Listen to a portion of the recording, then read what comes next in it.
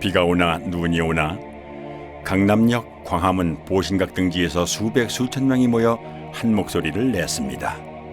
하지만 이런 사실에 대해 아는 사람은 당시 현장을 지나던 행인 말고는 별로 없습니다. 이들은 왜 거리로 나왔고 언론은 왜 여기에 대해 보도하지 않는 걸까요? 여러분의 고정관념을 깰 이 믿기지 않고 믿고 싶지도 않은 충격적인 세계사적 대사기극의 피해자는 바로 유권자 여러분입니다.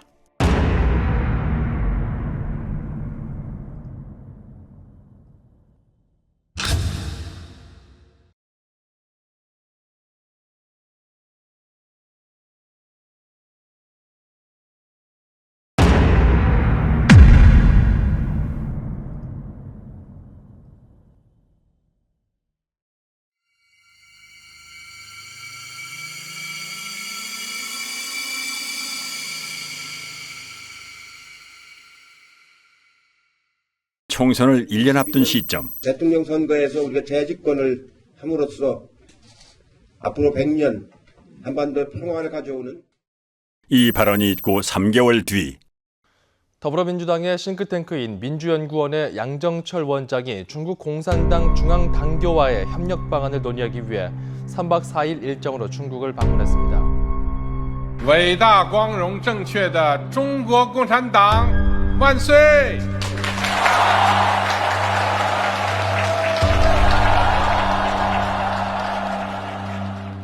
그는 자유민주주의와 프롤레타리아 일당 독재 체제 사이에 어떤 공유할 만한 가치가 있다고 판단한 걸까요?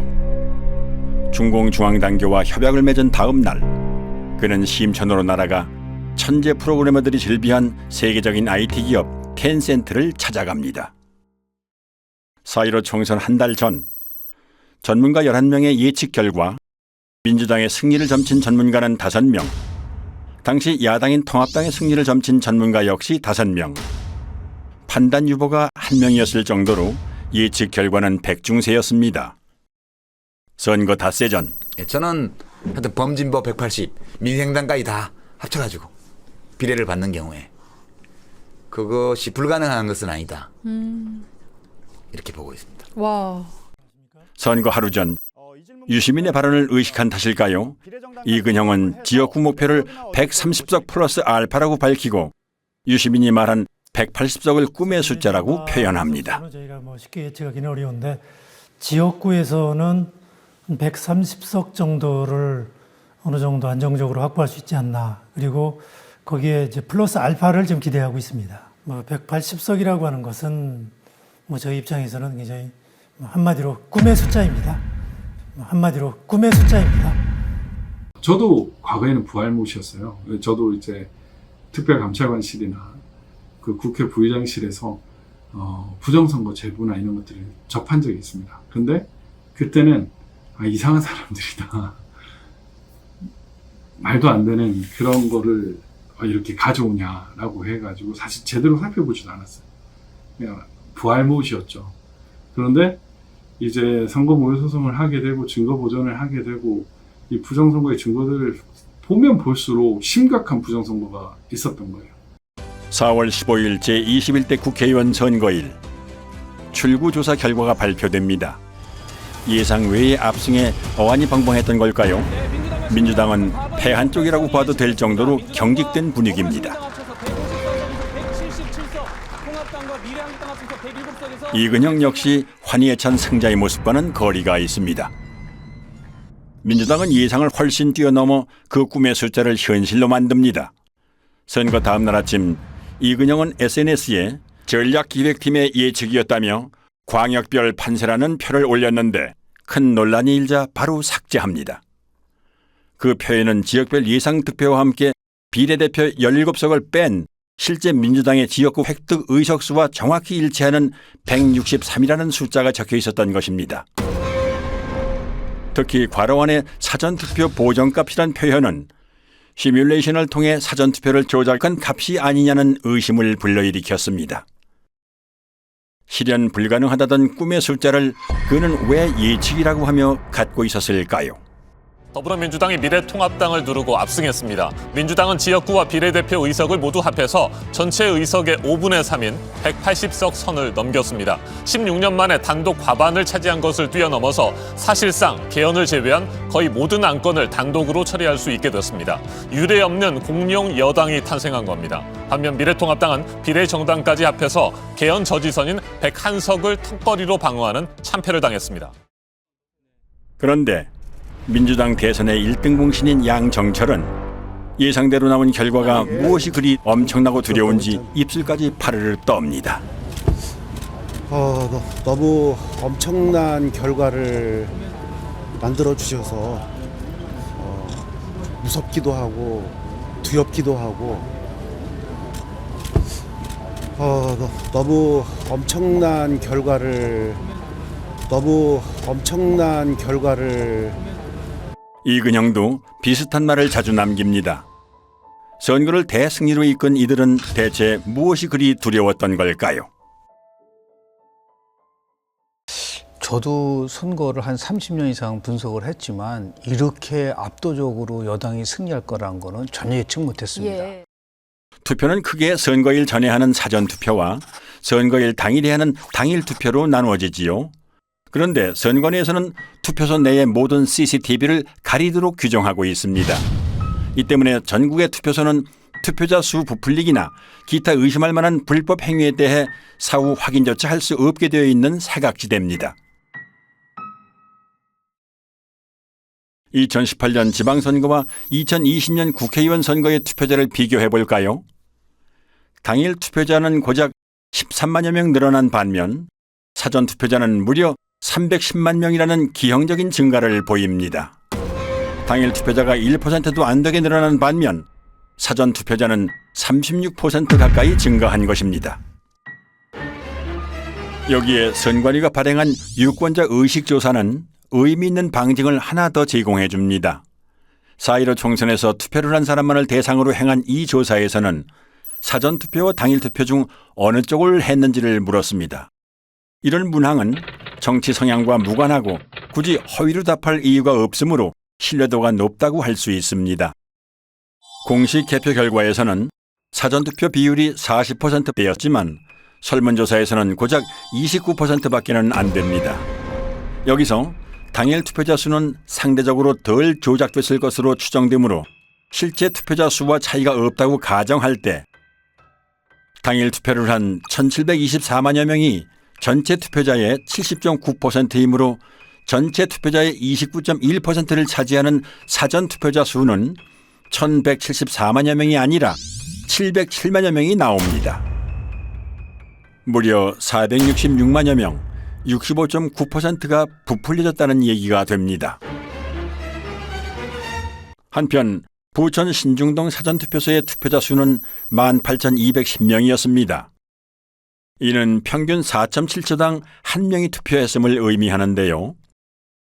코로나 때문에 발열 체크, 장갑 착용 등의 추가 절차까지 있던 상황임을 고려할 때 과연 가능한 투표 속도였을지 의문스럽습니다. 게다가 사전투표소는 당일투표소보다 훨씬 적어 비율로는 당일투표소가 4곳일 때 사전투표소는 1곳꼴이었습니다. 사전투표소보다는 당일투표소가 집 가까이에 있을 확률이 훨씬 높죠. 따라서 부득이한 경우가 아니라면은 집 근처에 당일투표소를 놔두고 굳이 먼 사전투표소까지 찾아가는 고생을 사서 할 사람이 얼마나 될까요? 그것도 코로나가 한창인 시기에 말이죠. 이쯤 되면 투표소의 CCTV를 가린 여러 이유 중에는 실제 투표하러 오는 인원수를 파악하지 못하도록 하기 위함도 있지 않았을까 의심이 됩니다. 총선 직후 투표지를 삼립방 상자로 운반하는 장면이 포착돼 논란이 일기도 했습니다. 가능성은 크게 두 가지입니다. 다량의 가짜 투표지 혼입으로 인한 상자 부족 또는 가짜 투표지를 채워놓은 상자. 어느 쪽이든 삼립방 상자가 직전 총선에 비해 3배 가까이 비상식적으로 증가한 사전투표자와 연관이 있다는 사실만은 분명합니다. 표 부풀리기는 실물뿐만이 아니라 디지털로도 이루어집니다. 수상한 정황은 충남 부여에서 목격됐습니다. 당시 현장의 개표 참관인들은 다음과 같이 진술합니다. 1번에 기표한 투표지가 지나치게 많이 나왔는데 재분류를 하면 역전됐다. 2번 후보표는 재확인용으로 많이 분류됐다. 주로 사전투표지에서 그런 현상이 발생했다. 개표 사무원은 참관인들의 항의에 못 이겨 전자개표기와 연결되어 있는 노트북을 재부팅하고 개표기를 리셋했습니다. 그러자 1번 후보표가 많이 나왔던 처음 결과와는 상반되게 2번 후보표가 많이 나온 것입니다. 이런 이유 때문에 부자랄들은 투표지 분류기라는 용어 대신 전자개표기라는 용어를 사용합니다. 상당히 저조해요. 전반적으로 지금 개표가 어떻게 진행되고 있습니까? 최첨단 전자개표기 960대를 도입하여 960대의 그 전자개표기가 투표지를 분류하면 2002년 도입 당시 자랑스럽게 불리던 전자개표기라는 명칭은 슬그머니 바뀝니다. 멀쩡한 전자개표기를 투표지 분류기라고 부르는 건 법률상 전자개표기는 재보궐, 지자체 선거 등 작은 규모의 선거에만 쓰도록 현행법이 정해져 있기 때문에 전국 규모의 선거에도 전자개표기를 쓸 경우 불법이 되므로 굳이 투표지 분류기라고 부르는 것입니다. 그런데 비례대표 선거를 수개표했음에도 불구하고 개표 시간은 이전 총선에 비해 불과 1시간 36분, 20.4%밖에는 늘어나지 않았습니다. 투표자 수가 19.2% 증가한 점을 감안하면 수개표와 별반 차이가 없습니다. 대체 무엇 때문에 쓰는 기계인지 의문스럽습니다. 참고로 2024년 총선에는 길이 47cm의 투표지까지 사용할 수 있는 신형 전자개표기가 도입됩니다. 전자개표기를 이용한 미심쩍은 조작 방법은 또 있습니다. 투표지를 분류할 때 전자개표기와 연결되어 있는 노트북 화면에서는 투표지가 한 장씩 스캔됨을 확인할 수 있는데요. 무작위로 섞여 있는 투표지에서 한 후보의 표만 계속 나올 수는 없으므로 정상적인 상황이라면 기표도장이 이렇게 왔다 갔다 해야 됩니다. 그런데 잠시 후 민주당 후보의 표만 계속 스캔되는 믿지 못할 광경이 목격됐습니다.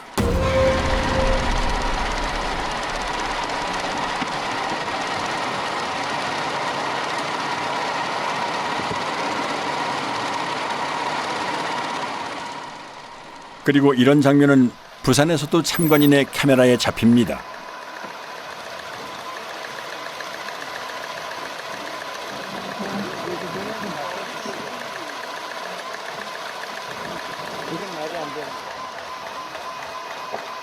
이제 하체계부가 들어가. 선별을 해놨나 봐요.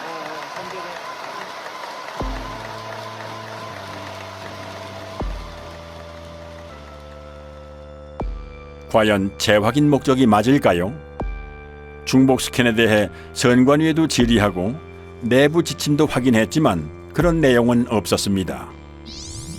오히려 분류된 투표지를 다시 통과시키면 투표수가 많아지게 되니 유의하라는 빨간색 주의 문구가 있었습니다. 재확인이라는 구실로 부풀린 득표수와 투표지 수를 맞추는 작업이라는 생각이 강하게 듭니다. 이 장면은 부자랄들에게는 너무나 유명합니다.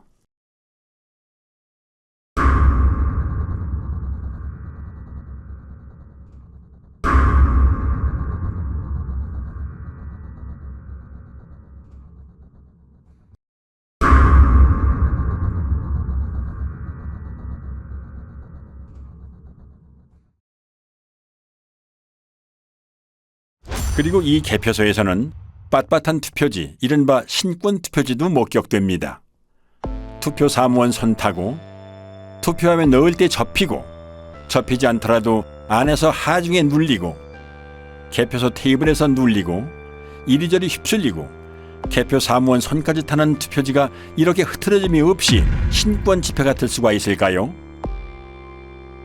이 밖에도 곳곳의 개표소에서는 전혀 접힌 흔적이 없는 역대 최장의 비례대표 사전투표지와 롤 용지로 출력되므로 절단면이 매끈할 수밖에는 없음에도 불구하고 절단면이 거친 관외 사전투표지 다발 등 상식적으로 납득할 수 없는 투표지들이 목격됐습니다. 전북 전주에서는 교부된 투표용지 수보다 투표함에 넣은 투표지 수가 10장이 더 많이 나온 해괴한 일도 있었습니다. 해명할 방법이 없는 선관위는 이 어처구니 없는 숫자를 지금까지도 홈페이지에 그대로 게재해놓고 있습니다. 이렇게 부풀려진 표는 선거 직후 가장 뜨거운 이슈였던 사전투표와 당일투표 간의 비상식적인 괴리를 만들어냈습니다.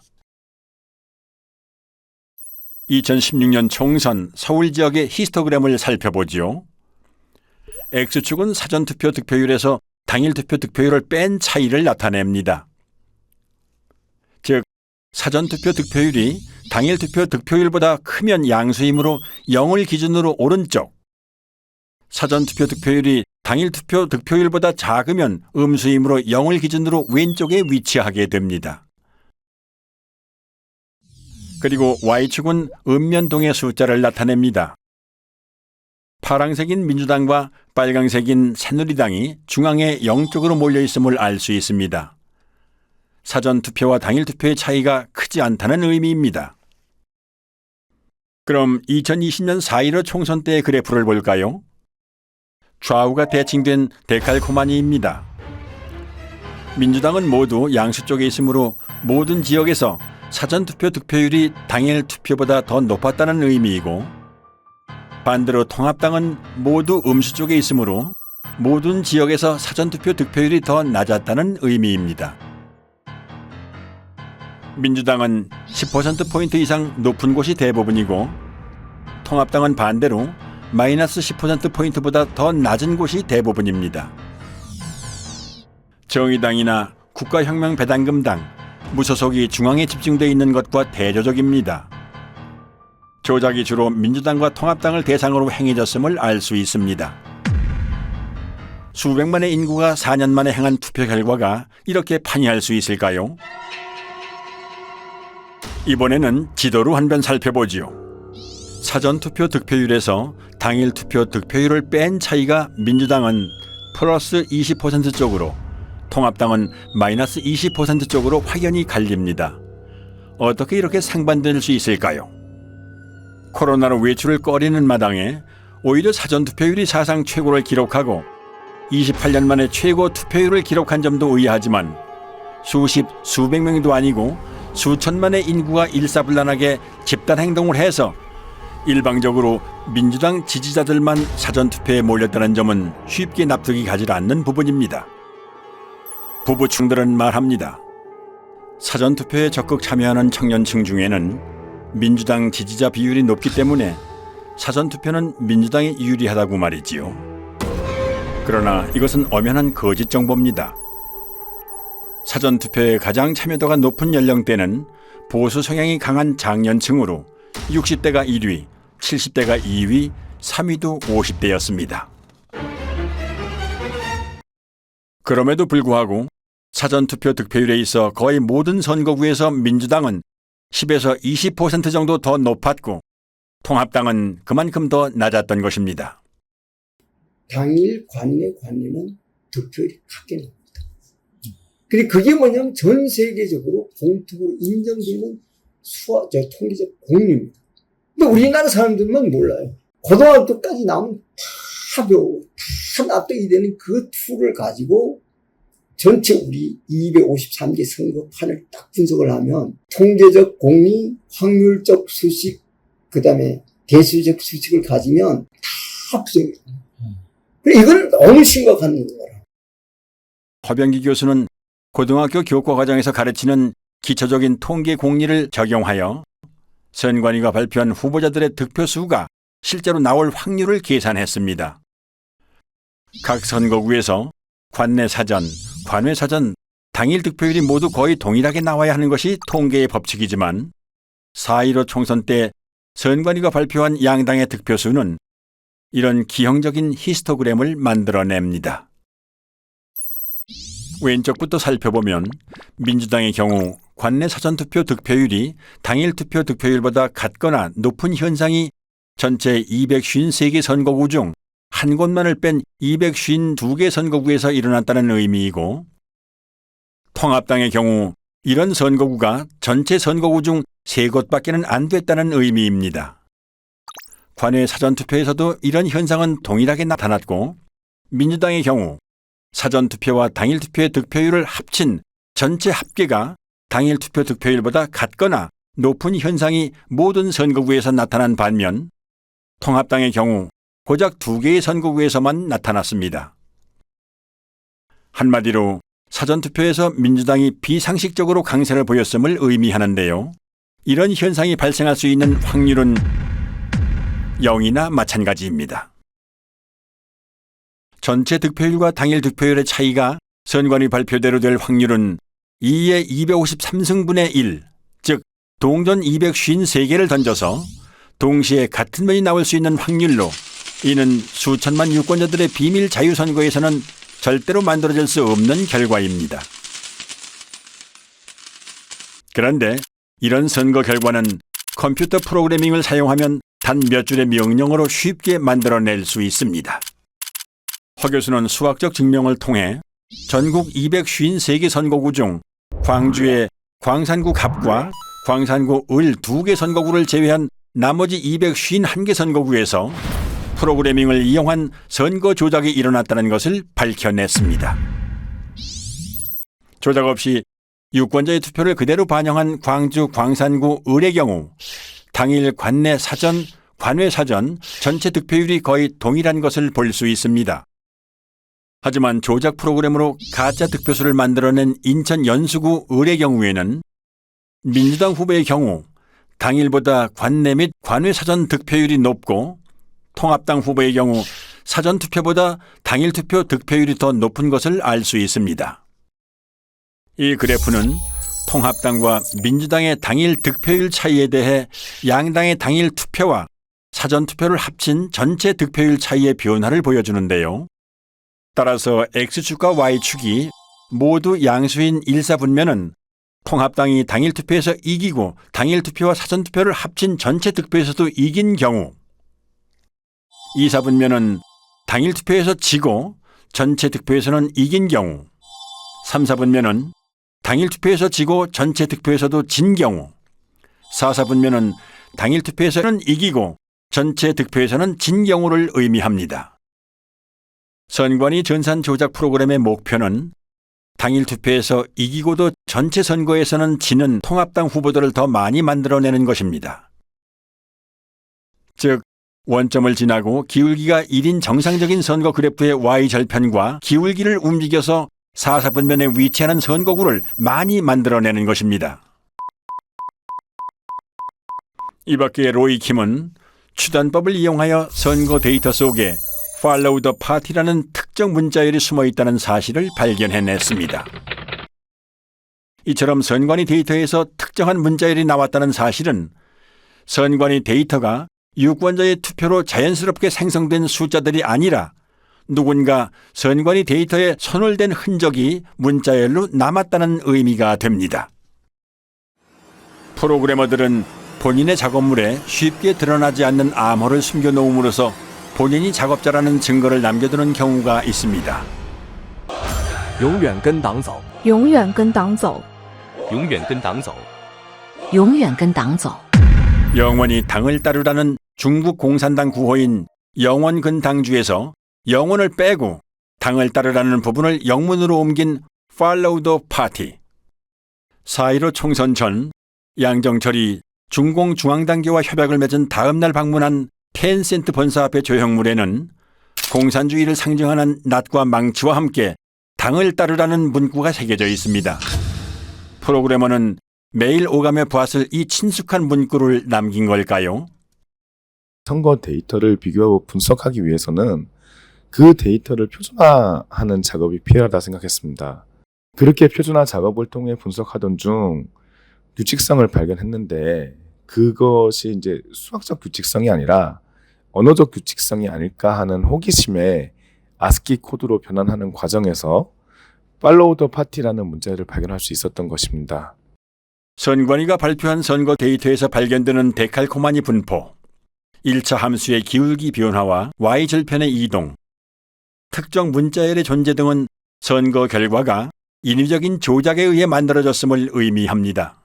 재검표 현장에서 쏟아져 나온 충격적이고 비상식적인 투표지들을 잠시 후 보시게 될 텐데요. 이들 가짜 투표지들은 조작된 투표수와 실물 투표지 수를 일치시키기 위해 황급히 급조하는 과정에서 생겨난 것으로 보입니다. 이러한 데이터 증거들은 살인사건 현장에 남겨진 피에서 검출된 범인의 DNA에 비유할 수 있는데요. 살인사건의 DNA는 국과수의 포렌식을 통해 범죄자를 찾아낼 수 있습니다. 그렇다면 부정선거의 DNA로 범행을 밝힐 수 있는 방법은 무엇일까요? 우선 유권자가 실제로 투표한 실물 투표지 수를 선관위가 발표한 가짜 투표수와 대조해보는 방법이 있습니다. 이는 재검표를 통해 가능하지요. 개표 현장에서 신권처럼 빳빳한 투표지나 측면끼리 붙어있는 투표지가 목격된 것으로 보아 개표 이전 또는 개표 중에 가짜 투표지들이 투입된 정황이 있습니다. 하지만 실시간으로 실물 투표지를 투입하여 그 숫자를 선관위 발표 숫자와 정확하게 맞추는 것은 불가능에 가까운 일입니다. 따라서 전산 조작을 밝혀낸 전문가들은 후보자의 재검표 신청에 의해 투표함 보존이 결정된 선거구의 경우 투표함 전체가 바꿔치기 될 수 있다는 추측을 하기도 했습니다. 아니나 다를까 투표지가 보존되기 전, 심지어는 대법원의 투표지가 보존된 이후에도 투표함 전체가 가짜 투표지들로 통과리가 되었다는 사실이 재검표에서 확인됐습니다. 그 물증들을 잠시 후에 보실 수 있습니다. 그렇다면 이제 커다란 의문이 남습니다. 선거일에 내가 행사한 한 표는 지금 어디에 있는 것인가? 내 지역구에서 당선된 국회의원은 내가 직접 뽑은 게 아니라 선관위 컴퓨터가 뽑은 가짜란 말인가? 유권자의 입장에서는 당연히 이런 심각한 질문을 던져볼 수밖에는 없습니다. 한편 부정선거 범죄의 DNA를 확인할 수 있는 또 다른 방법은 선관위 서버를 포렌식하는 것입니다. 선관위가 발표한 선거 데이터에는 가짜 득표수를 만들어낸 통계적 증거가 남고 서버의 로그 파일에는 그 조작 프로그램을 운영한 흔적이 남기 때문입니다. 선관위는 재검표가 있기 전 추석 연휴를 틈타 서버 이전을 시도했습니다. 모든 서버는 전원을 켜고 끈 기록, 외부로부터의 접속 이력이나 사전 투표용지 발급 이력, 데이터베이스 수정 이력에 이르기까지 컴퓨터가 관여한 모든 사건을 자동으로 남기도록 설정되어 있으므로 가히 핵심 증거라고 할 수 있습니다. 그런데 데이터를 새 서버로 옮김으로써 이 모든 기록을 없애버릴 수 있는 것입니다. 비유를 하자면 휴대폰을 교체할 때 사진이나 연락처만 옮기고 운영체제 업데이트 이력이나 통화 이력 등은 옮기지 않는 것과 마찬가지인 거죠.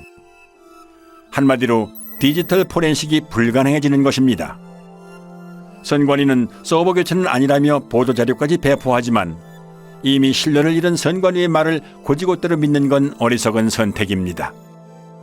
이에 인천 연수구 을 민경욱 후보의 재검표 소송을 맡은 변호인단은 중앙선관위 서버에 대해 증거 보존을 신청하지만 기각됩니다. 기습적인 이전 시도를 알아차린 시민들은 선관위 관악청사 앞에서 경찰과 밤새 대치하며 서버 이전을 막기 위해 필사적으로 저항하지만 역부족이었습니다.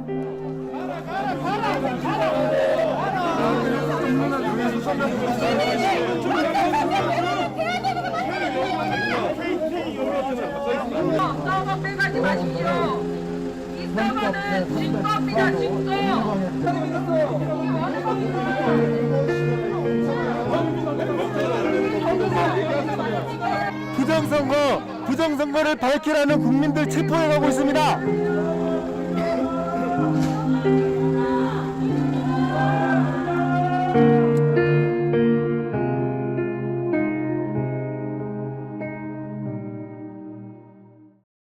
선관위는 이 물음에 답해야 합니다. 부정선거 범죄의 DNA가 어떻게 선관위가 발표하는 선거 데이터에 남게 되었는지, 우리 유권자들이 던진 진짜 투표지들은 지금 어디에 있는지, 포렌식의 핵심 증거가 되는 선관위 서버는 왜 빼돌렸고 지금 어디에 있는지, 만일 선관위가 이실직고하지 않는다면 수사를 통해 부정선거 범죄자를 검거하고 진실을 밝혀내야 합니다.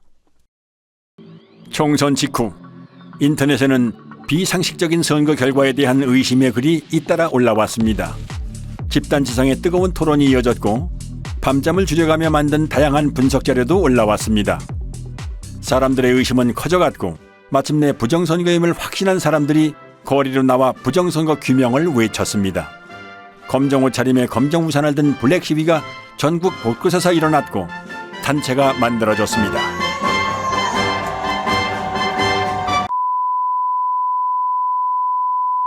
그러나 일부 군소 언론과 소수의 유튜브 채널만이 제 목소리를 낼 뿐 절대 다수의 언론 매체들은 침묵했습니다. 오히려 나무위키 같은 좌편향 사이트나 일부 언론은 음모론으로 폄훼하기까지 했습니다. 진중권은 부정선거 의혹을 제기하는 사람들을 정신병자 취급했습니다. 아군에게 총구를 겨누는 사람도 있었습니다. 광주 사태 북한군 600명 투입설과 사전투표 조작설은 국가기관의 판단을 부정한다는 공통점이 있습니다. 중앙선관위의 투개표 관리는 세계적 공정성을 인정받고 그 음모를 기가 막히게 만들어내는 생산공장이 김어준을 비롯한 그 집단들이 존재하죠. 지금 보수 진영에도 그 음모론이 파고들었습니다. KBS의 기자들은 선배이기도 한 민경욱 대표를 비아냥거리기까지 했습니다. 말도 안 되는 소리 하지 마시고 4년 뒤에 잘 하세요. Follow the party, man. Follow the party. 이거 BGM으로 막 파리가 막 풀어져요. 이렇게. Party, man. 이거 나올 때다 둠시 할 건데 공들여 기사를 안 보기 시작했어요. 그러니까 이만희가 재림 예수일 수 있는 거지. 그런 거지. 이만희가 재림 예수일 수도 있죠. 우리가 모르지. 그랑 똑같은 거야. Follow the party 몰라. 알고 싶지도 않아. 정작 최대의 피해자인 미래통합당은 꿀먹은 벙어리였습니다. 아니 몇몇은 오히려 민 대표 등 의혹을 제기하는 사람들을 비난하고 성토했습니다. 민경욱 의원이나 저 같은 사람들은 계속 정치를 하는 사람들이기 때문에 뭐 이런 정도의 국가적 혼란을 야기했으면은 민경욱 의원이 오르면은 제가 정치 그만두면 되는 것이고요.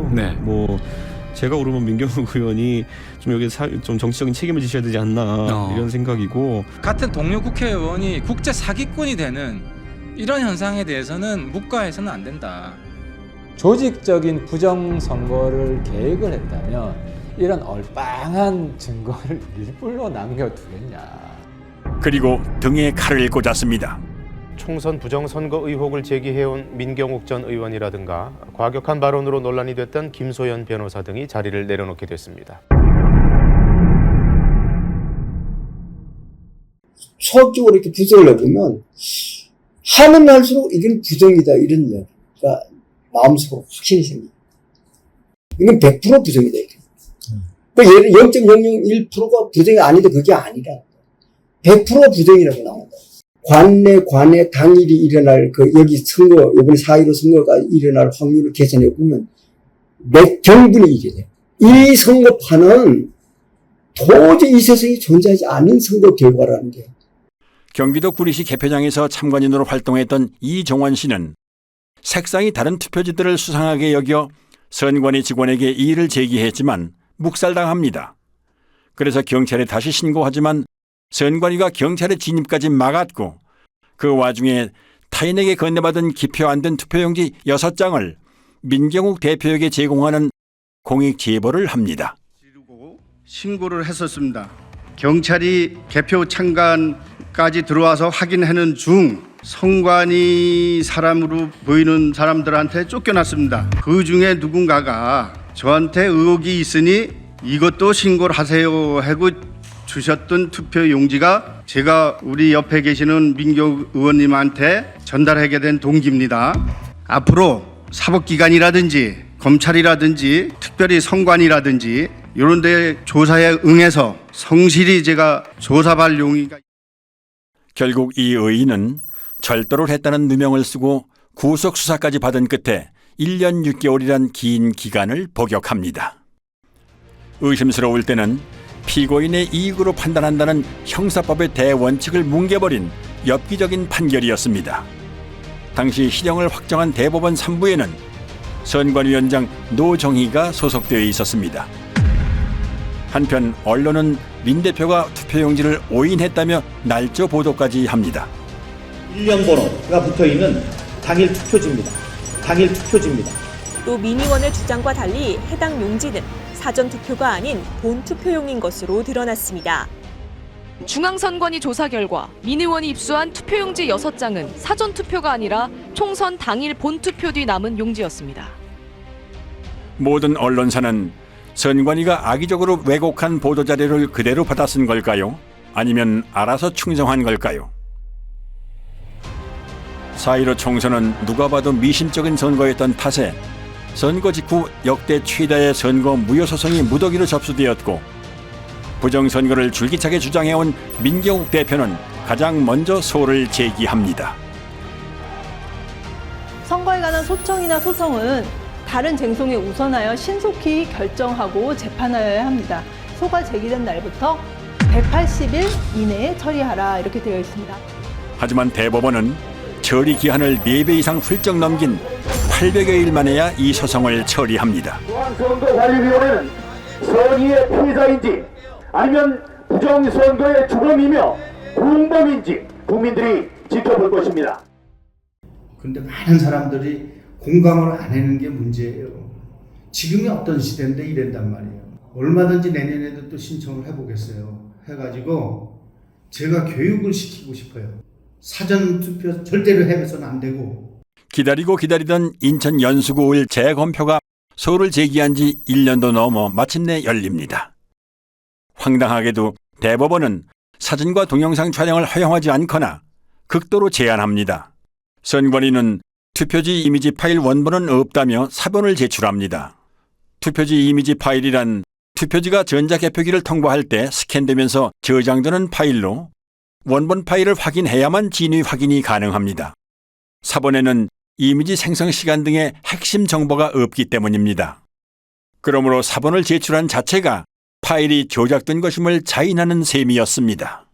그런데 다행히도 중국 또는 다른 어디에선가 급조됐으리라 추정되는 투표지들은 품질이 조악하다 못해 엉망이었습니다. 투표관리관 도장의 빨간 잉크가 일장기처럼 원형으로 뭉개져 글자를 제대로 알아볼 수가 없는 이른바 일장기 투표지가 나왔고 지역구 투표지 하단에 비례대표 투표지 일부가 인쇄된 배춧잎 투표지도 나왔습니다.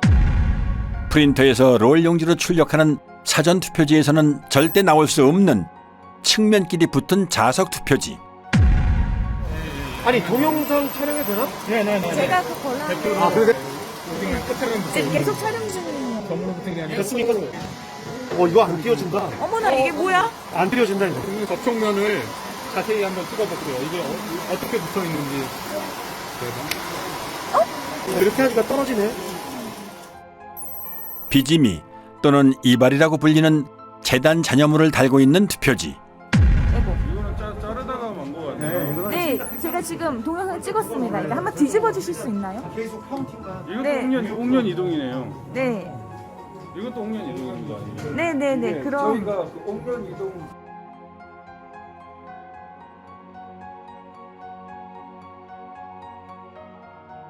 인쇄소에서 쓰는 접착제인 머리풀, 일명 댄너리풀이 측면에 붙어있는 투표지와 이 접착제가 투표지 면에 묻어 서로 들러붙은 투표지. 그래서 이게 한번 뜯어봅니다. 네, 뜯어볼게요.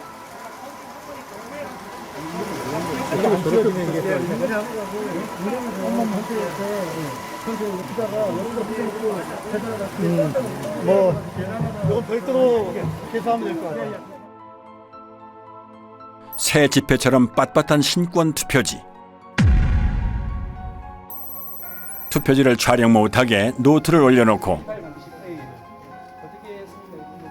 손으로 가립니다.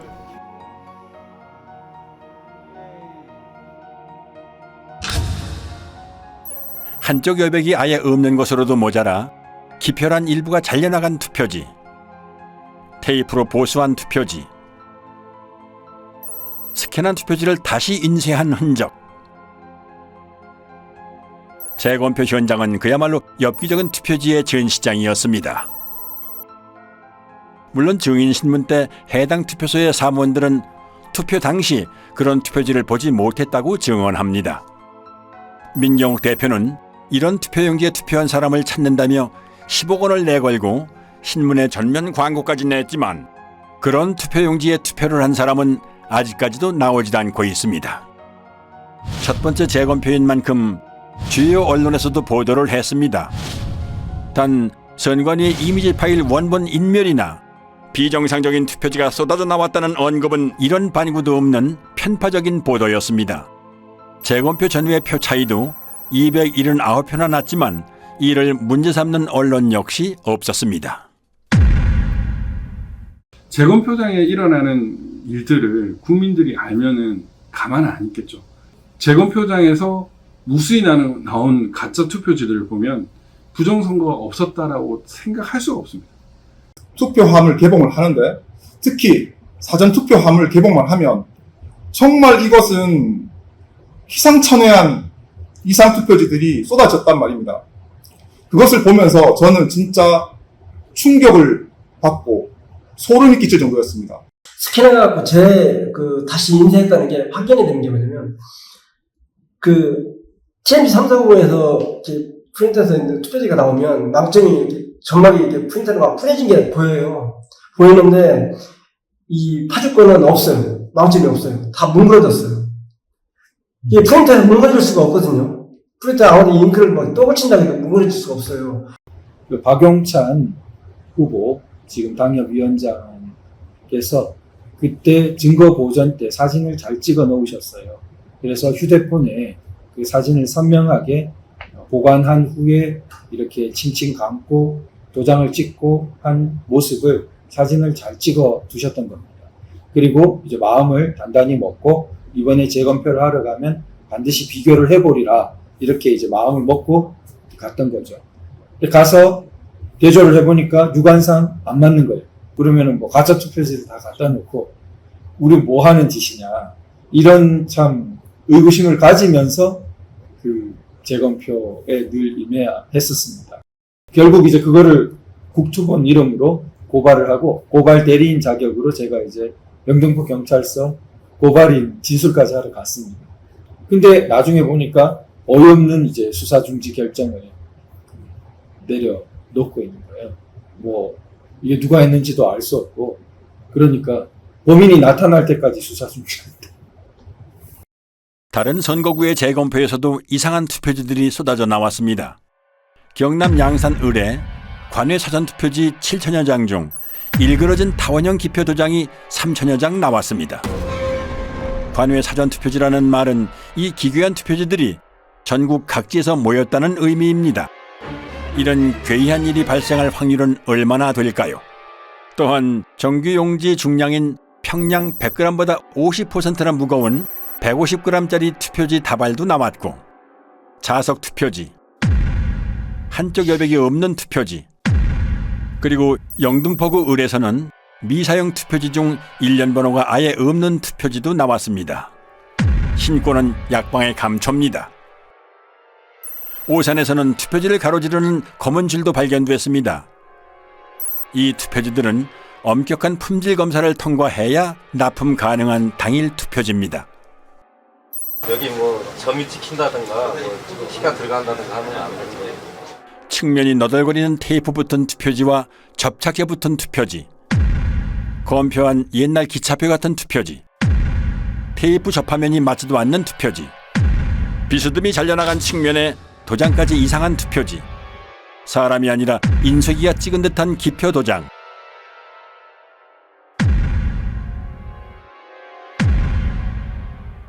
측면에 붙어있는 머리풀,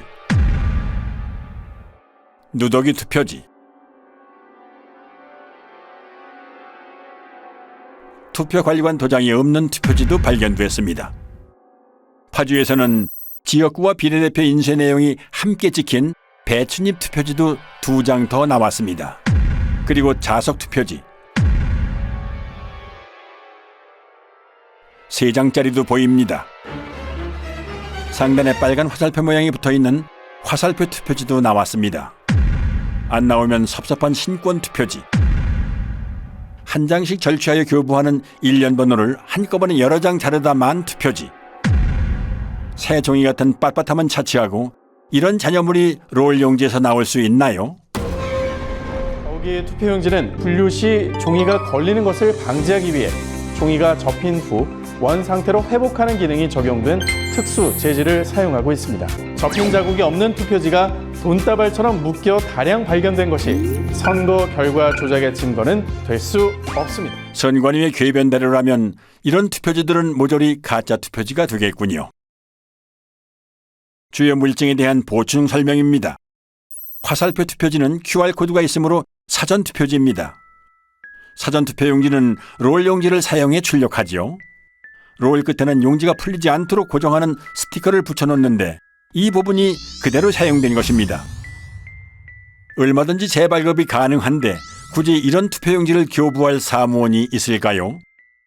일장기 투표지는 투표관리관이 선수 도장을 날인하는 당일 투표지입니다. 관리관이 사용하는 도장은 잉크가 내장돼 있어 인주가 불필요한 만년 도장인데요. 아마도 사용법을 모르고 인주를 묻혀 찍는 바람에 일장기에 붉은 원처럼 도장이 뭉개진 투표지입니다. 참고로 일장기 도장은 송도 이동 제6투표구의 총 투표지 1974장 중 1000장 이상이 나왔습니다. 1000장을 날인하려면 무려 6시간이나 걸리는데요. 물론 그 긴 시간 동안 그런 도장을 찍은 사람도 그런 투표지에 투표를 했다는 사람도 나타나지 않았습니다. 정상의 투표용지라면 좌우 여백이 균등해야 합니다. 선관위가 팩트체크라는 이름으로 올려놓은 영상부터 보시죠. 투표용지의 좌우 또는 하단 여백이 불균형하게 인쇄된 투표용지가 발견됐다는 의혹이 일면서 이게 유족투표지 대량 인쇄의 증거라는 주장이 있었는데요. 대법원은 투표용지 발급기에 장착된 라벨 프린터에 종이를 정렬하는 가이드의 위치가 잘못 설정되었거나 공급용지를 한쪽으로 치우치게 투입하거나 커팅되면서 좌우 또는 상하 여백이 다른 투표용지가 생성될 수 있다고 판단했습니다. 투표지 위조는 없었다. 선거 이슈 팩트체크였습니다. 선관위 직원들은 선거 여러 날 전에 투표용지를 모의 출력해보고 사전투표 전날에도 최종적으로 모든 프린터에서 모의 출력을 실시하여 이상 유무를 점검한 뒤 프린터를 봉인합니다. 그리고 사전투표 당일 아침 봉인을 제거한 후 그 설정 그대로 사용합니다. 게다가 모든 투표용지의 폭은 100mm 불변이므로 위치를 한 번 설정해 놓으면 가이드에는 아예 손을 댈 필요가 없습니다. 그런데 이런 투표지가 나올 가능성은 얼마나 될까요? 그리고 이 프린터는 이렇게 소형 라벨까지 출력하기 때문에 좌우가 1mm만 틀어져도 불량품이 될 수 있으므로 가이드가 움직이지 않도록 고정해주는 레버가 있습니다. 올리면 풀림 상태, 내리면 잠금 상태가 되지요. 그런데 선관위는 여기 한술 더 떠 아예 레버를 글루건으로 고정을 시켜놓고 사용해왔음이 확인됐습니다. 레버 위에 반투명한 물질이 접착제입니다. 조금 전 선관위의 해명 동영상에도 레버 위에 접착제가 확인됩니다. 아무리 좌우 여백을 다르게 찍고 싶어도 찍을 수 없는 프린터를 가지고 그런 어이없는 여백 불량 투표용지를 찍어냈다고 사기를 친 겁니다. 더욱이 제조업체 매뉴얼에는 노랑 부분이 인쇄 영역이고 좌우 여백이 각각 2mm라고 명기되어 있습니다. 실제로 투표용지의 가장자리에는 바탕색이 인쇄되어 있지 않음을 알 수 있습니다. 그렇다면 이런 투표용지는 대체 어디에서 어떻게 찍어낸 걸까요? 그럼 마지막으로 배춧잎 투표지, 선관위 영상부터 보시죠. 지역구 사전투표용지 하단에 비례대표 사전투표용지 내용 일부가 인쇄돼서 마치 배춧잎처럼 보이는 투표지가 발견되었고 이게 대량 유족투표용지 투입의 증거라는 주장이 있었습니다. 이때 지역구 투표용지가 완전히 배출되지 않은 상태에서 투표용지를 받기 위해 출력 부분에 손을 대고 있는 경우 지역구 투표용지가 안쪽으로 밀리면서 하단의 비례대표 투표용지 내용의 일부가 겹쳐서 출력될 수 있다는 사실이 대법원 재판 감정 과정에서 확인됐습니다. 그리고 이건 선거 무효소송 때 선관위 측에서 재연 가능하다면서 제출한 영상입니다.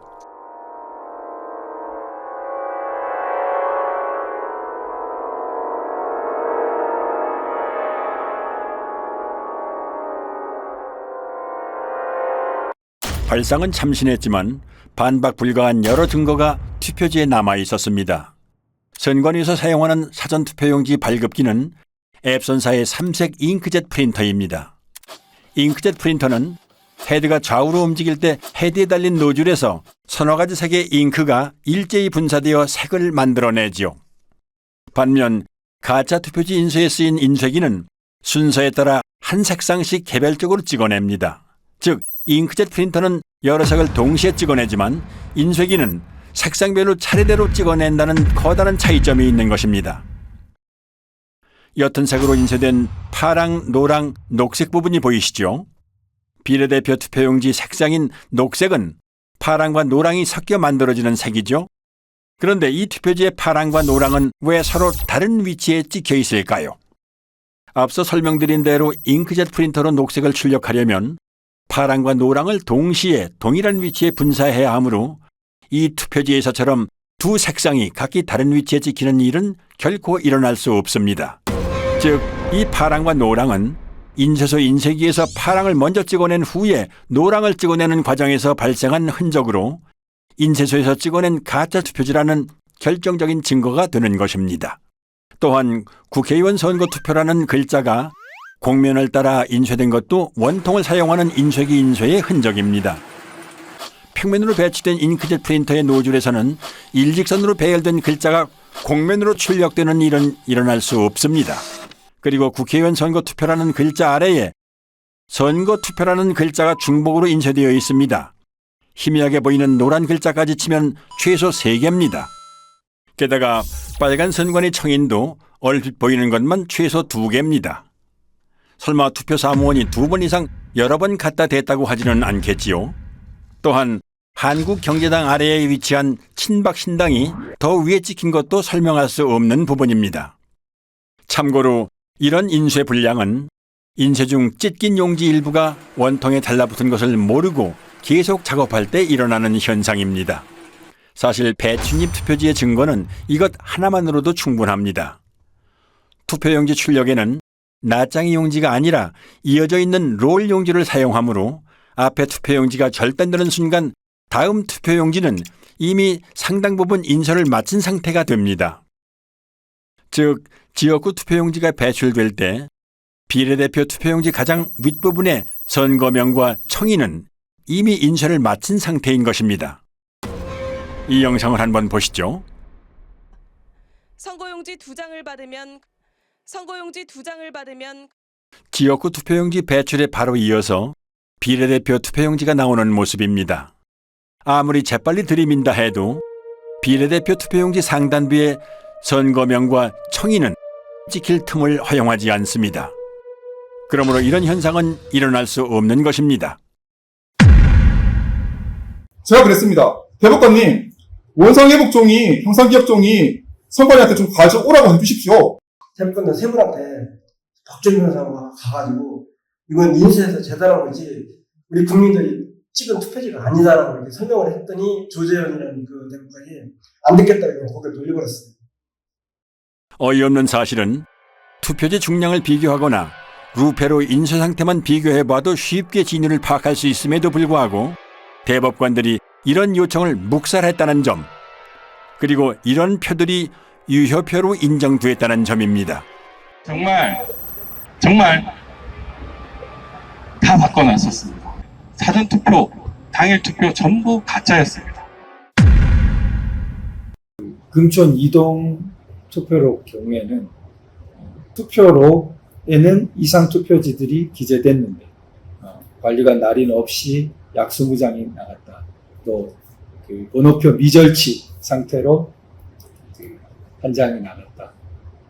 오전 시작할 무렵에 이제 그런 일이 벌어졌다고 기재되어 손글씨로 되어 있습니다. 그러니까 누군가가 분명히 적은 것이죠. 그렇다면 이것은 재검표 때 나온 금촌 이동 이투표소 투표지들은 진정한 투표지가 아니고 뭔가 바꿔치기 된 투표지가 아니냐. 이상하다. 투표록에는 투표관리관의 실수로 도장을 찍지 못했다라고 이렇게 20장을 찍지 못했다고 했는데 재검표장에는 전부 다 찍혀서 나온 이런 특이한 현상이 있어요. 개표장의 투표지들과 재검표장의 투표지들이 다르다라는 얘기죠. 이런 빳빳한 이런 성질뿐만 아니라 투표록, 개표록에 있어서의 그런 심각한 차이도 이런 부정선거를 입증하는 그 증거라고 할 것입니다. 인천 이동 이투표소 경우에는 상당히 이제 우리 이때까지 많은 의혹들이 총 어떻게 보면 정점에 이른 그런 사례로 볼 수 있지 않을까. 물론 비례대표 투표지 같은 것들이 이제 검증되어서 막 열렸다면 거기도 감당할 수 없는 물증들이 있었을 거라고 생각됩니다. 근데 그 부분들이 다 닫혀버린 상태로 지금 현재 우리에게 남아있는 것 중에서 상당히 강력하게 이렇게 현상을 보여주는 부분이 아닌가 생각합니다. 이 사람들이 한 번도 하지 않은 게 있습니다. 비례대표 투표함을 하나도 열지 못했어요. 비례대표 투표함을 하나도 열지 못한 이유가 있겠죠. 너무나 엄청난 증거들이 쏟아질까 봐 두려웠던 거죠. 비례대표 투표지에 대한 중요성은 초기부터 강조되었습니다. 워낙 이게 길어가지고 특별히 위조하기가 어렵다. 표시가 많이 날 거다. 이렇게 생각했기 때문에 처음부터 증거 보전을 할 때부터 문제가 됐습니다. 증거 보전을 할 때 비례대표 투표지까지 하도록 법원 명령이 나왔는데 선관위 국장급에 해당되는 사람이 그 지역국장인가요? 아니 판사를 막 그렇게 판사의 권위도 무시하고 그거를 증거 보전을 못하게 했거든요. 그리고 뒤에 따라가서 했거든요. 이미 뭔가 또 손을 썼겠죠. 아마도. 그러니까 그때부터 벌써 비례대표 투표지가 자기들에게 엄청나게 약점이 있었던 거죠. 비례대표 선거 무효 소송은 3년 만에 재판을 열었는데 그 첫 기일에 모든 증거 신청을 기각하고 바로 변론을 종결하고 선고기일을 잡고 기각 판결을 내렸다는 말입니다. 이런 재판이 있을 수 있습니까? 참고로 자유통일당이 제기한 비례대표 선거 무효소송 주심인 민유숙 대법관은 투표지에 대한 확인은 물론이고 이렇다 할 변론 기회조차 부여하지 않고 서둘러 소를 기각해버리는 불법적인 행보를 보였습니다. 민경호 의원이 연설로 제일 마지막 공판할 때 가가지고 제가 참고인으로 설명을 했는데 제가 그 얘기했어요. 이게 부정이 아니다 그러면 전 세계 고등학교 통계학 책을 다 바꿔야 한다. 그러나 2022년 7월 28일 인천 연수구울 선거무효소송 판결일 천대엽, 조재현, 이동원은 세계 사법 역사에 길이 남을 최악의 판결로 선거무효소송을 기각하며 사법정의를 도륙합니다. 그들은 누구나 알아챌 수 있을 정도로 허술한 온갖 물증을 무시하며 칼에 지문을 남길 만큼 어리숙한 범인은 없으므로 칼에 지문을 남긴 자는 범인일 수 없다는 황당한 논리로 선관위를 비호합니다. 선거소송의 피고인 선관위원장이 본인의 사건을 직접 재판하는 것은 모순이고 헌법에 위반됩니다.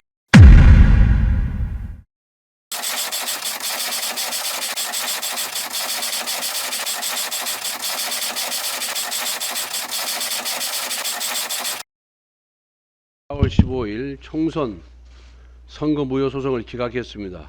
법원의 판단을 존중합니다. 지난 2년간 우리 사회는 부정선거 논란으로 국민적 불신과 갈등이라는 엄청난 사회적 비용을 치러야 했습니다. 그나마 후손들에게 그나마 덜 욕을 먹으려면, 불명예를 회복하려면 지금이라도 양심 선언하고 제대로 재판해야 된다. 그렇게 생각을 합니다. 사전투표지나 당일투표지를 불문하고 모두 다 법원에 제출하기 이전에 선관위가 발표한 후보별 득표수에 맞춰가지고 투표자들이 던진 투표지를 모두 다 파쇄 내지 소각 처리하고 인쇄소에 새로 만든 투표지들을 투입해가지고 법원에 제출했기 때문에 빳빳한 신권다발 투표지라든지 배춧잎 사전투표지라는 이런 부정투표지가 나온 거 아닙니까? 그거를 대한민국의 대법관들이 다 아는 겁니다. 알매도 불구하고 본인들이 그냥 덮기로 결정한 겁니다. 그 판결문에서는 그 본드가 떡칠된 투표지 같은 것은 일체 언급을 하지 않습니다. 가장 설명하기 곤란하고 불리한 부분은 아예 이렇게 존재 자체를 묵살해버리는 식으로 편법을 쓰면서 진행했습니다. 증거가 나오잖아요. 그 법조항이 있죠. 예를 들어 선거재판에 대한 법조항이 있어요. 제가 문외한으로 가봐도 당장 이건 선거 재선거예요. 아까 이 일장기 예를 든다면 1700 중에서 1000표가 나왔다. 그리고 200표인가 300표 무표가 나왔어요. 글자 하나도 인식이 안 되는 게 나와요. 그리고 그때 관리 책임자가 나와갖고 나는 그런 도장 찍은 적이 없습니다. 그거 하나만이라도 그 선거를 새로 해야 돼요. 대법관이라는 사람이 그렇게 법조항을 그렇게 많이 다루는 사람들이 다른 말을 붙여서 무슨 그게 범인을 찾는 그 말이 안 되는 얘기를 하고 그래 난 들어보니까 저는 이제 그 세계가 다른 세계인데 가보면 너무 놀란 거예요. 아 여기는 이런 세계가 여기 또 있구나. 이게 진짜 신기한 세계다. 선거관리위원회가 잘못하면 선관위를 없애면 됩니다. 대법원은 어떻게 할 겁니까? 이 대법원은 죄를 쌓아가고 있습니다. 부정선거를 저지른 사람은 일회성으로 한 번 부정선거를 저질렀어요. 그럼 부정선거를 저지른 사람들을 잡아서 혼을 내면 우리 체제는 튼튼하게 지탱될 수 있습니다. 그런데 지금 이 대법관들이 한 짓은 한 번 저지른 그들의 부정선거를 판결로서 남김으로 해서 판례가 남음으로 해서 우리 사회에 제도로 만들어버렸습니다. 부정선거를 제도로 만든 그 큰 죄, 위헌, 헌법을 유린한 죄, 그 죄의 값은 반드시 물어야 한다고 생각합니다. 적어도 누구나 아마 상식선에서도 그 정도라면 이 선거는 부정이고 무효라고 판결을 해주고 스스로 검찰에다가 고발을 하고 수사 의뢰를 하고 이렇게 해야 되는데 심지어 뭐 대법관들이 검증기일에 촬영한 수많은 사진들을 다 삭제해버리고 동영상이고 녹음이고 다 해놓고 그런 거 주지도 않고 그렇게 불투명하고 공정하지 않고 오히려 뭐 범죄자들 돕는 이런 식의 행동을 하는 분들은 아마 스스로 그 자리에서 물러나고 그 나머지 여생을 정말 좀 반성하시면서 살아가는 게 그게 인간된 도리라고 생각이 되거든요. 그럼 2022년 대선은 어땠을까요? 많은 부자랄들이 얘기합니다.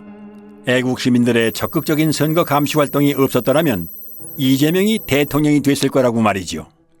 물증뿐만이 아니라 데이터도 부정선거임을 말해줍니다.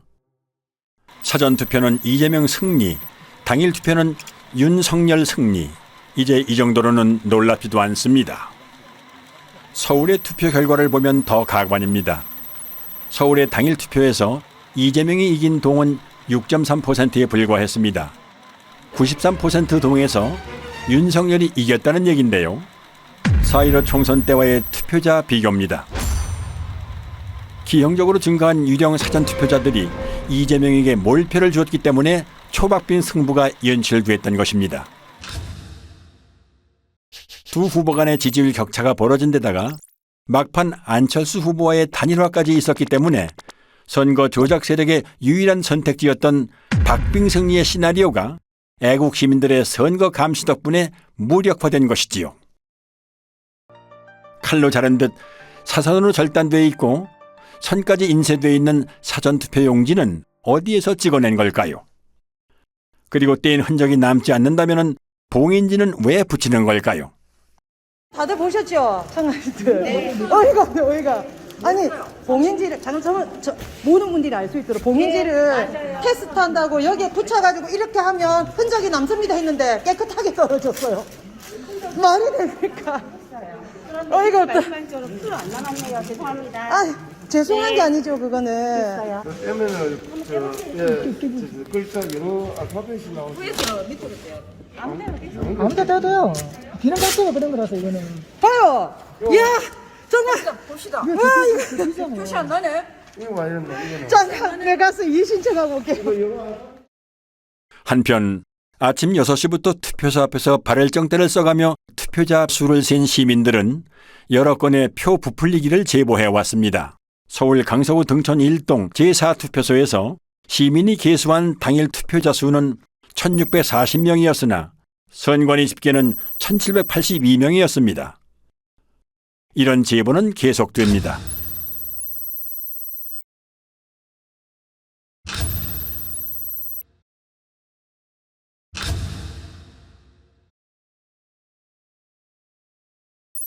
국민의 참정권 유리는 정권이 바뀐 후에도 여전히 계속되고 있습니다.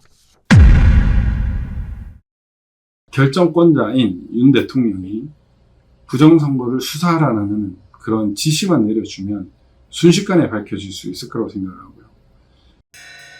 이 투표지들을 보면 3구 대선에 이어 치러진 6.1 지방선거 또한 부정이 아니라고 말 못합니다. 이재명이 출마한 인천 계양구 올 국회의원 보궐선거의 빳빳한 당일 투표지들, 그리고 새로 산 벽돌책 같은 교육감 투표지들, 일련 번호가 절취 안 된 투표지들은 투표 사무원이 절취하는 걸 깜빡 잊어다 치더라도 자르다만 투표지는 있을 수가 없습니다. 절취하다만 투표용지를 그냥 교부할 사무원, 그리고 그런 투표용지를 받아들고 기표소로 향할 투표자는 유령밖에 없습니다. 연속되는 동일 후보 투표지 투입은 지방선거에서도 포착됩니다. 그런데 세로 줄이 보이시죠? 문제는 이 줄이 있는 투표지들이 각지에서 우편으로 취합된 관외 사전 투표지라는 점입니다.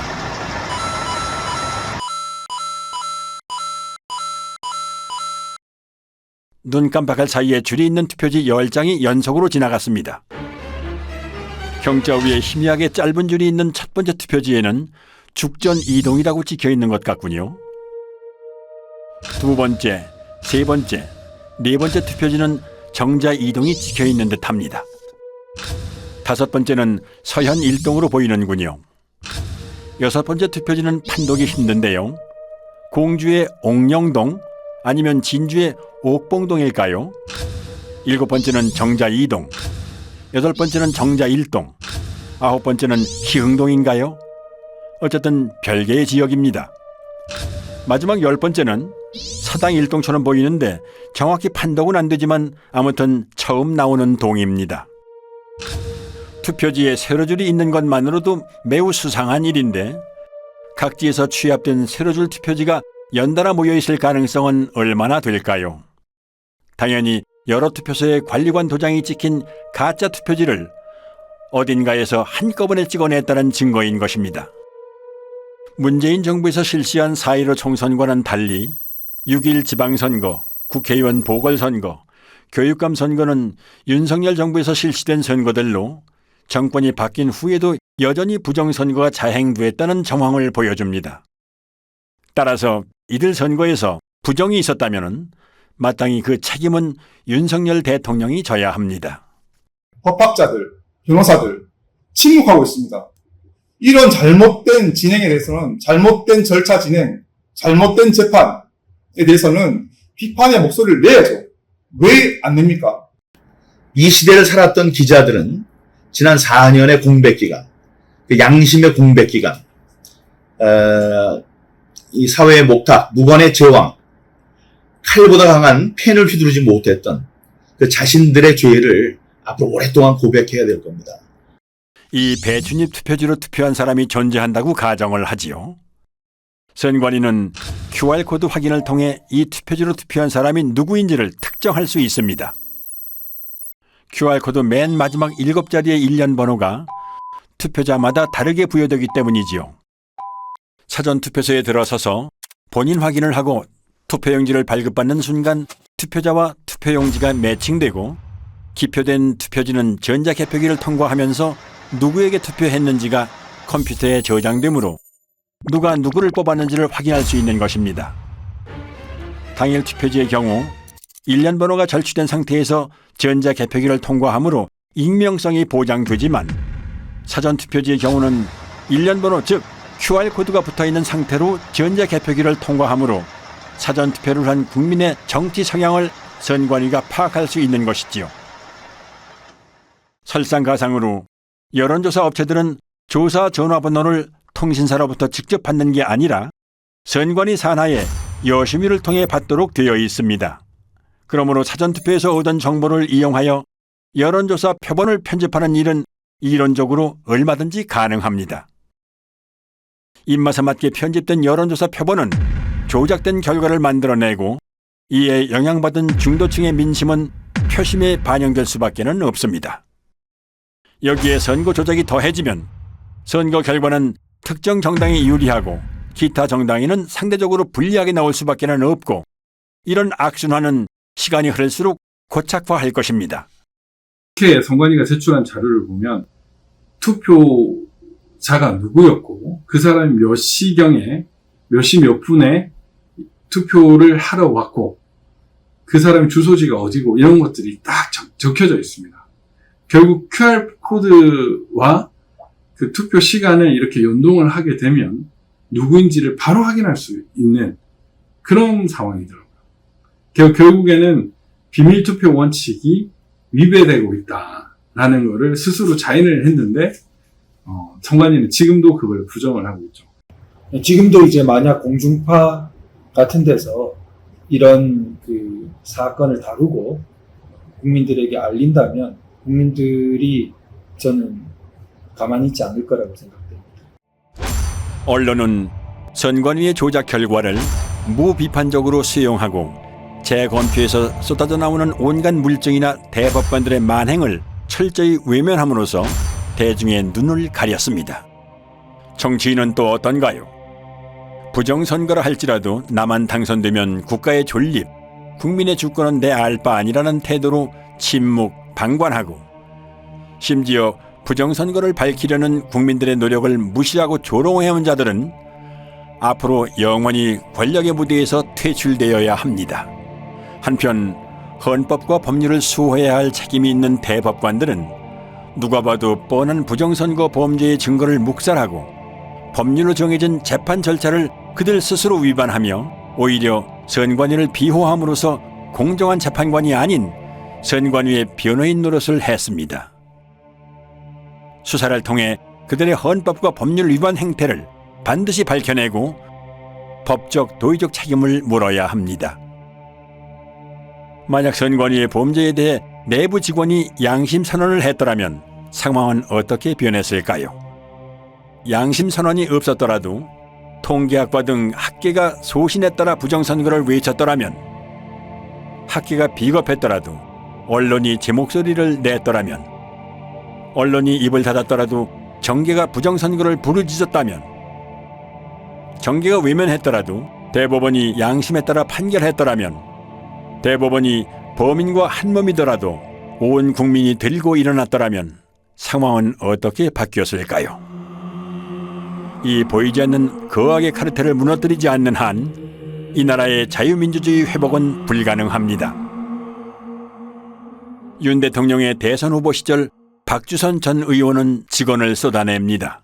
모든 갖가지 증거를 종합해 볼 때 부정선거가 광범위하게 자행이 됐다 하는 의혹을 지을 수가 없습니다. 실제로 검토 결과 몇 장의 투표용지를 보니까 경악을 금할 수가 없었습니다. 재작년 4.15 총선 때 사전선거가 좀 부정 의혹이 있지 않는가 걱정을 많이 하고 계시는 거 알고 있습니다. 부정선거를 만약에 획책한다면 이 나라에서 살 수 없게 해야 되지 않겠습니까? 윤 대통령도 뭐 평생 검사 생활 하시던 분인데 저는 그분이 이제 살아온 이력이라든지 맡은 바 이런 걸 통해 가지고 이런 걸 그냥 묵인하고 넘어가지는 아니라고 생각되거든요. 그리고 기대를 많이 합니다. 하고 다만 이제 워낙 큰 일이라서 신중하게 정치적으로 뭔가 잘 해야 되겠죠. 그래가지고 정말 나라가 혼란 없이 이렇게 불의와 부패한 데 관여된 사람들은 지휘고하를 막론하고 일단 그 직에서 배제하고 또 조사해가지고 그 응당한 책임을 처벌을 받도록 하고 또 그 제도는 다시 개혁을 해가지고 국민들 누구나 이렇게 신뢰하는 선거제도를 다시 마련해야 될 거로 생각합니다. 윤석열 대통령은 대선 후보 시절 유세에서 한 약속을 지켜주기 바랍니다. 비상식적인 통계적 증거와 숱한 물증이 나왔음에도 수사에 착수하지 않는다면 정부 수반 또한 공범입니다. 부정선거의 줄임말인 부선은 단순한 말줄임 외에 유권자 스스로가 뽑는 선거가 아니란 의미도 있습니다. 당선된 최고인민회의 대의원들을 다음과 같이 보도한다. 제2로 만경대 선거구 한송국 북한이나 다름없이 선관위가 당선자를 결정짓는 선거. 부선은 좌우의 문제가 아닙니다. 정상과 비정상, 준법과 범법, 정의냐 불의냐의 문제입니다. 헌법기관인 중앙선거관리위원회는 대체 국민을 얼마나 우습게 보았길래 이런 상상 불가한 사기극을 꾸밀 수 있었을까요? 부정선거 사용. 특정 정치 세력이 선관위하고 야합이 돼가지고 30년, 50년 장기 집권을 한다고 한번 생각해 보시기 바랍니다. 나라에 뭐가 남겠습니까? 선거가 무너진다는 것은 모든 질서가 다 무너지는 것이고, 그러면 이제 선거를 장악한 사람들 뭘 원하겠습니까? 자기들끼리 해먹을 거 아닙니까? 자기들끼리 해먹기 위해 가지고 결국은 외세와 결탁하게 될 것이고, 그 외세가 결국은 중국 공산당이 될 거 아닙니까? 우리가 체제를 유지할 수가 없는 거죠. 이거를 한국 사람들이 그냥 묵인하고 넘어가겠다. 뭐 그럼 노예로 사는 겁니다. 예. 여론 조작으로도 모자라 국민의 참정권까지 도둑질하는 보고도 믿기지 않는 사상 최악의 범죄 카르텔. 체제의 근간을 위협하는 이 거악의 범죄 집단을 해체하고 다시 정상적인 자유민주주의 국가를 되찾기 위해 부정선거는 하루빨리 규명되고 재발 방지를 위한 대수술에 착수해야 합니다. 1960년 3.15 부정선거에 분노한 중고등학생, 대학생들이 정확히 한갑자를 돌아 60년의 세월이 흐른 2020년 힘들게 지켜온 자유민주주의가 무너질지도 모른다는 위기감에 또다시 거리로 나오셨습니다. 백발의 등도 굽었지만 나라를 염려하는 뜨거운 마음만은 60년 전 그대로 간직한 채 거리로 나오셨습니다.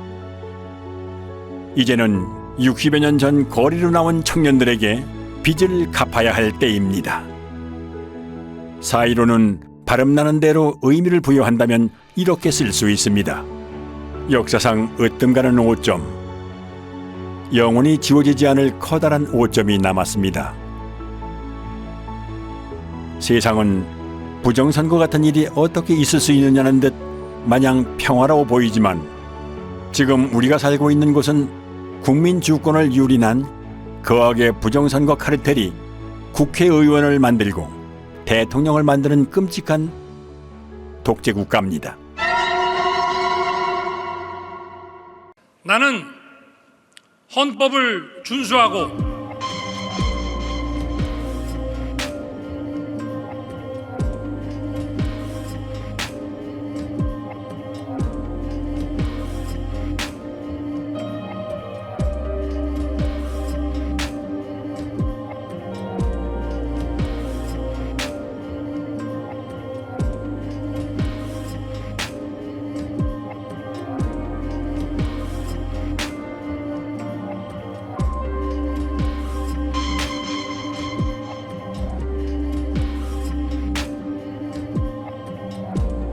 문재인 대통령은 청와대에서 천대엽 신임 대법관에게 임명장을 수여했습니다. 문 대통령은 환담에서 평생을 모범적으로 살아온 법조인이자 사법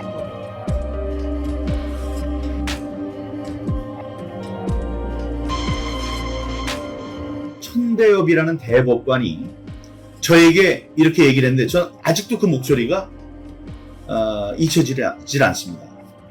저를 한번 믿어주세요라고 했어요. 손짓도 하면서. 저를 한번 믿어주세요. 안타까운 것은 우리 국민들이나 변호사들, 법조인들은 메이저 언론에서 보도를 해주는 것만을 사실이라고 인식하는 그런 경향이 있습니다. 그래서 그분들은 메이저 언론이 보도를 하지 않으니 그런 사실은 없는 것이다 라고 인식을 하는 것이 아닌가. 우리 국민의힘은 결정적 변화를 통해서 대한민국을 희망이 살아 숨쉬는 나라, 공정과 상식이 통하는 나라로 만들어 가겠습니다. 새로운 국민의 나라로 만들겠습니다.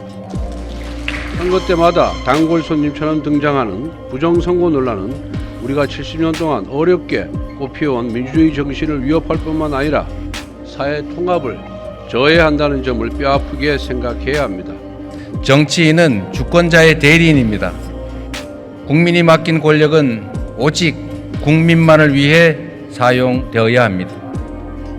서러운 국민의 눈물을 닦고 절망하는 국민들께 꿈과 희망을 드려야 합니다. 말 같지가 않아서 응대를 안 하려고 했었는데 이런 선거가 있었다 이렇게 이야기를 하는데요. 물론 우리 국민들께서 그 이야기에 그나마 귀를 기울이시는 분은 아무도 없는 것 같습니다.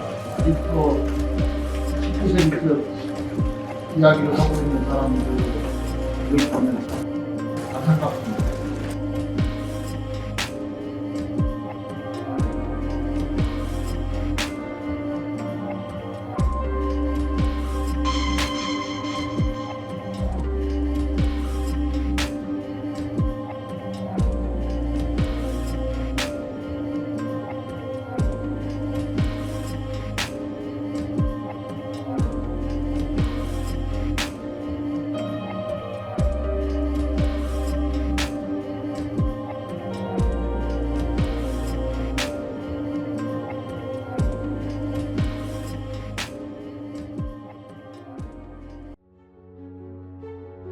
수사를 통해 부정선거의 진상을 규명하고 관련자를 처벌하고 잘못된 선거 제도를 뜯어고쳐 우리의 권리를 되찾고 나라를 바로 세울 것인가?